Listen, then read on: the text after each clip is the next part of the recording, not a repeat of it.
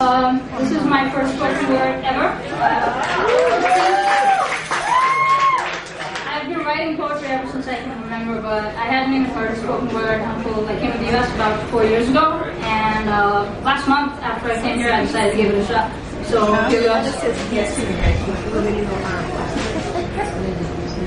Available in different sizes: square, turn over, flip under, this side up, fragile. I used to love playing with boxes as a child. Big ones, little ones, filled up ones, empty ones, unassembled ones, square ones. Hell, if there was a round one, I would have played with that one too. My mom used to yell at me all the time because of how tiny I was. Not much has changed. She still yells at me and I'm still tiny. But she was always afraid that I'd be playing in the corner of some big box and some uninformed soul would close the box shut tight, tape it secure, and haul a box with a little person into the back of a truck or trunk of a car. I always loved the corners of boxes, how well they fit into each other, tightly holding on, knowing fully well that if they let go, the whole world inside them would fall apart.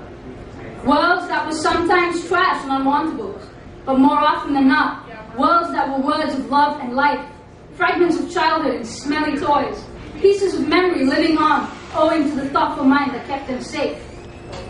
As I grew older, the boxes grew smaller, narrower, one size fits all. They maintained their shape, square, not round. No room for movement, no room for change, for difference, just square, producing one mold after the other, twins, clones. The boxes I now played with were no longer fun. How could they be? They weren't even made of cardboard anymore. I fought every box I was pushed into with a vicious might. I did not want to play anymore. The boxes I used to love as a child had friendly, happy signs on them. They said books, music, kitchen, puppy. But these boxes, they had names that sounded like the ones I gave to monsters under my bed. They said religion, race, sex, gender, heterosexual. They said man, woman, oppression, hatred, war. As a child, I played with open boxes, and every closed box I could open. But all these new boxes that were closing in on me were taped and tied down close tight, even before I got in. I've spent all my life running from boxes with ugly black permanent marker ink smudged across their distorted surfaces.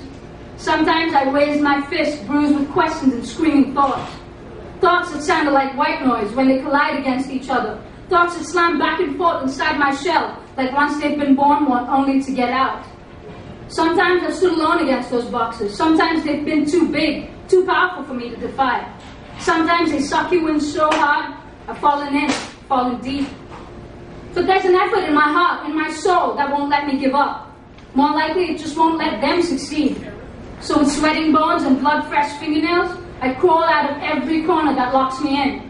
And when I reach the top, locked in, I break out with all myself, with my difference, my tolerance, my strength, and my peace.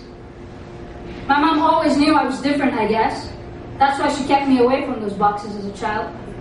Not because I was small, because she knew boxes are square, not round. Thank you.